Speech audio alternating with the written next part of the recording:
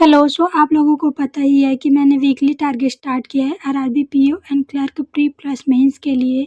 और आज डे में मैंने दो बड़े टारगेट रखे थे। एक तो अर्थमेटिक के क्वेश्चन जो कि आरआरबी पीओ मेंस लेवल के थे, और एक था first May and second May का करंट अफेयर जिसकी क्लासेस मुझे करनी थी।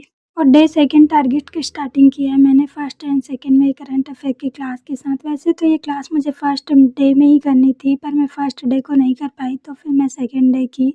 और थर्ड डे फिर इसका मुझे रिवाइज भी करना है पीडीएफ। अगर आप फर्स्ट डे का टारगेट नहीं देखे हो तो आप वीडियो के एंड में मैं शो करूँगी, तो आप वहाँ जाके देख सकते हो फर्स्ट डे का क्या क्या टारगेट मैंने कंप्लीट किया है।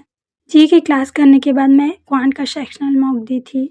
क्वांट में मैं और अच्छा कर सकती थी, पर मैं जीए की क्लास करने के बाद क्वांट की तो उतना ज़्यादा स्पीड नहीं आ पा रहा था मुझसे, और क्वेश्चन को समझने में भी टाइम लग रहा था। इवन स्पीड मैथ्स के क्वेश्चन में भी बनाने में मुझे बहुत ज़्यादा टाइम लग रहा था, जितना टाइम लगना नहीं चाहिए।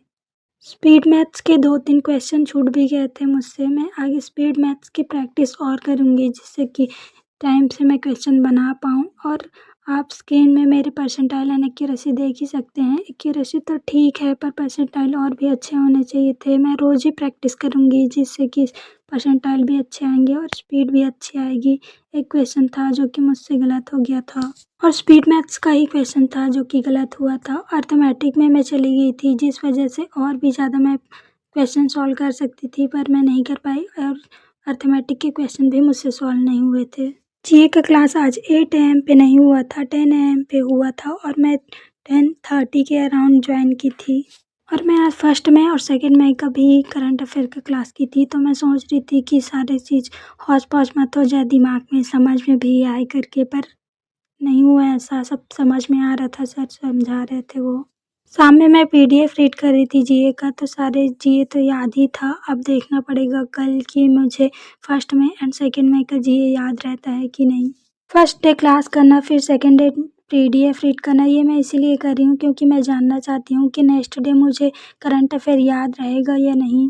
देन मैं आरआरबी पीओ मेंस लेवल की अर्थमेटिक की प्रैक्टिस की जिसमें कि मिक्स क्वेश्चन थे, और मैं सोची थी कि क्वेश्चन मुझसे बनने चाहिए, भले ही टाइम लगे पर क्वेश्चन मुझसे बने। पर एक ऐसा क्वेश्चन था जो कि नहीं बन पाया, पार्टनरशिप का क्वेश्चन था। उसके बाद सारे क्वेश्चन बन गए थे, और दो टॉपिक तो मुझे आते ही नहीं है, बोर्ड एंड स्ट्रीम का और एक मेंसुरेशन का। तो ये दोनों टॉपिक को छोड़कर बाकी सारे क्वेश्चन बने थे, बस वो पार्टनरशिप का एक क्वेश्चन नहीं बना था। और लास्ट ईयर मैंने आरआरबी पीओ मेंस दिया है जिसमें कि पार्टनरशिप का क्वेश्चन बहुत ईजी आया था, 3200 था उसका आंसर, मुझे अच्छे से याद है।